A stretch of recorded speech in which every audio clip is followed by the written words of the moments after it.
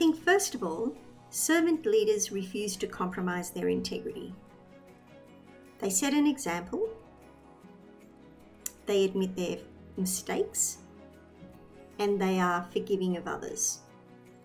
Now, having said that, I think the things to do if you are aspiring to be a leader is to foster a culture of trust and collaboration and mutual support across the organisation.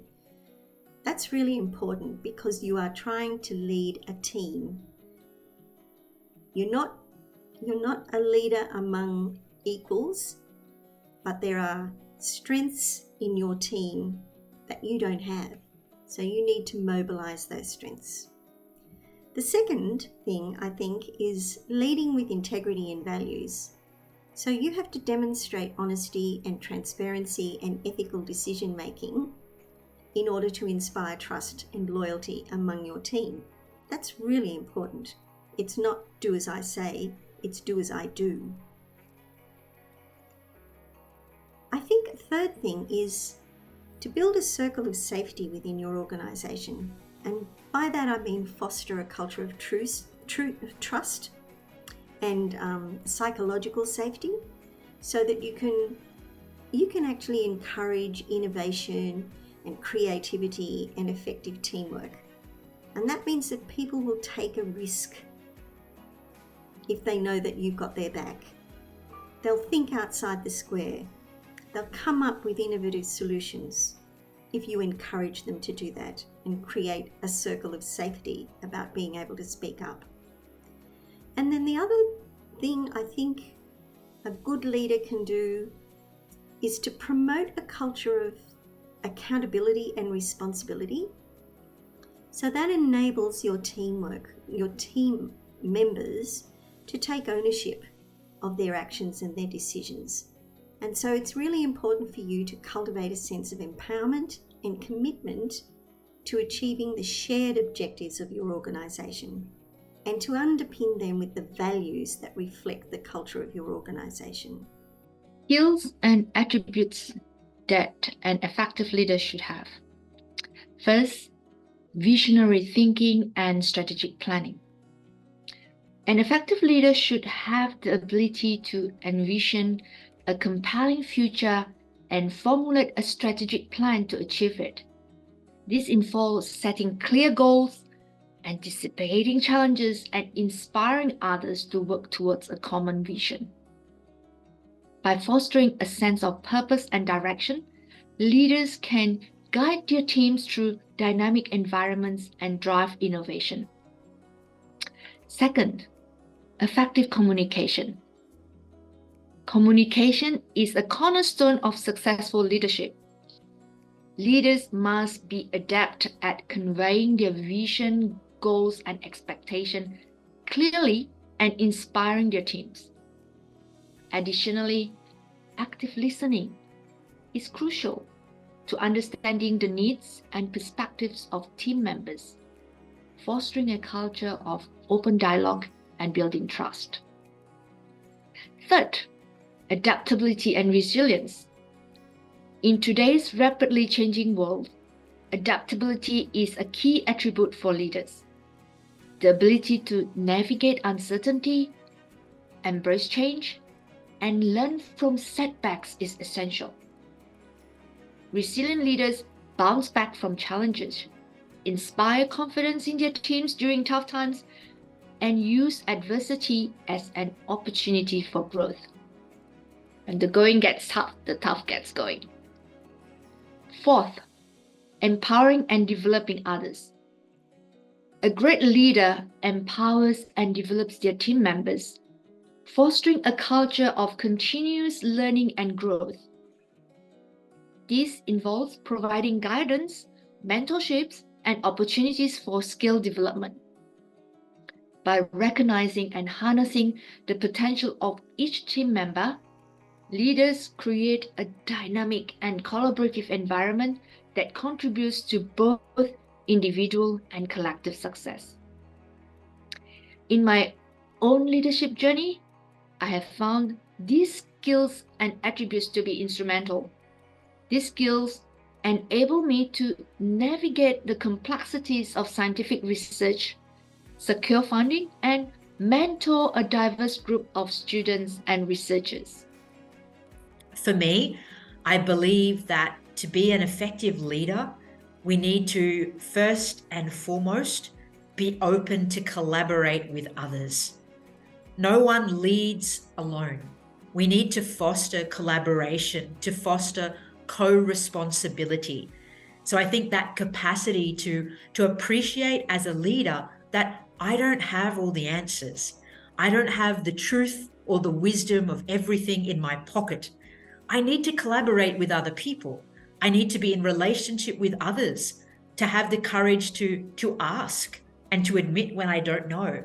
So I think it's collaboration is a key skill. In the midst of that collaboration is the capacity to be humble, to be able to say, I don't know, to be able to say, I'm sorry, I made a mistake. I remember years ago making that decision to be able to say, I want to be the type of leader and I want to be the type of religious sister that is always ready to say, I'm sorry, I've made a mistake. So I think that humility in leadership is really important. I think also honesty is essential in leadership. Honesty to be able to speak the truth with love, to speak the truth to the person concerned, even when it's difficult. You know, as leaders, we often have to have difficult conversations, courageous conversations, and they're hard. They're not easy. I remember reading a quote that said, if you want to be popular, don't be a leader, sell ice cream. And I think that's very much the reality. Leadership is hard. It's hard work, but it's about being humble. It's about being honest. It's about being in collaboration and journeying with people. At the end of the day, if one has a position of responsibility, sometimes the buck stops with you. But to be able to, as much as possible, make decisions in a spirit of co-responsibility, in a spirit of synodality, which is a popular word in the church at the moment, and not just a popular word, but a really important concept of how we can foster synodality in our leadership.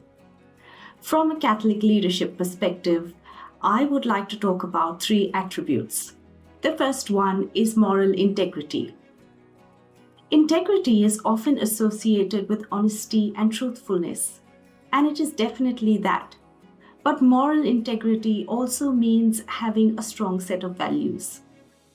Catholic leaders should strive to live by and demonstrate Christian values in their personal and professional lives. And this includes integrity, honesty, and a commitment to social justice. Moral integrity allows leaders to make better principled decisions, to value fairness and exhibit concern for others. The complexities and nuances of leading in real life mean that it's going to be difficult to consistently model good behavior all the time. We all make mistakes. We all fall short sometimes. It is therefore important to be realistic and honest about one's strengths and weaknesses. Doing this can build greater trust among team members and create a supportive environment with a positive ethical climate. The second attribute is collaboration or team building. A leader should actively work towards fostering a sense of community and collaboration within the team. This involves creating an environment where individuals feel connected and supported, and where diverse talents and gifts can be utilized for the greater good.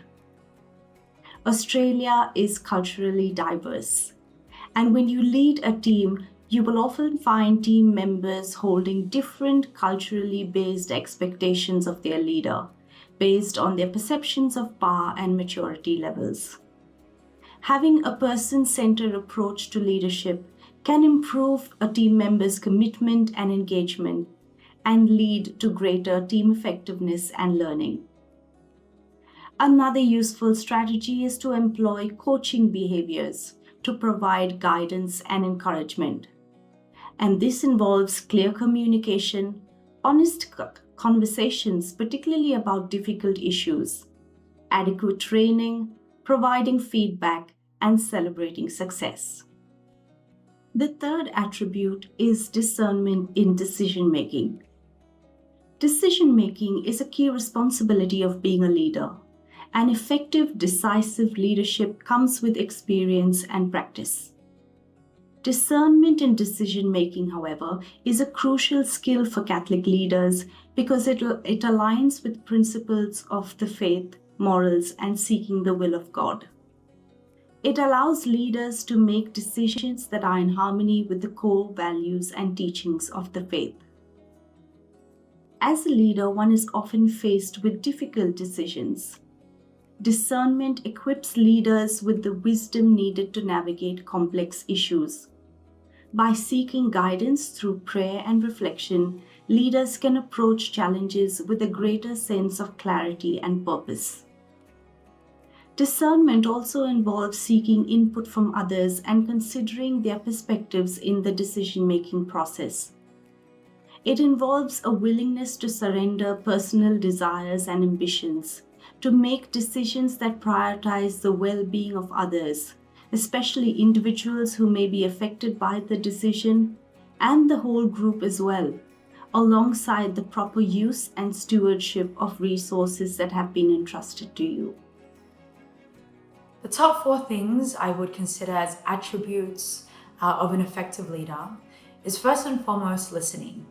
And I don't think this is anything too distinct from other things you've heard in the past before. Listening is so much part of who we are as Christians, in our prayer, in our relationship with God, and in particular in our relationship with others. I think what is particularly important is the way we listen.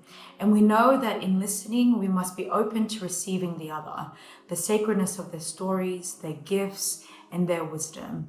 In this, we are able to cultivate something very special in our work in leadership. The second is effective communication. And of course, this can vary, especially at this time of the world today where technology is constantly giving us new opportunities for creativity and exploring ways that we can do things better and more effective. And so communication style is really key. When we are clear, we are also being charitable. Clarity is charity, I was once told. And so understanding our communication skills, what that looks like, but also learning how to receive ways in which people communicate will give us a better sense of ways that we can move forward. The third is self-awareness. As the many great saints have offered to us, it is important that we continue to examine who we are in the lens of faith and understand exactly how God sees us. This self-awareness gives us the ability to show up as leaders, but also as people in the communities that we're asked to serve. And finally, I would say to remain prayerful, as everything that we are doing is grounded in the work of Jesus Christ. So too we must be willing to ensure that we are maintaining a level of prayer that is able to sustain us in our mission moving forward.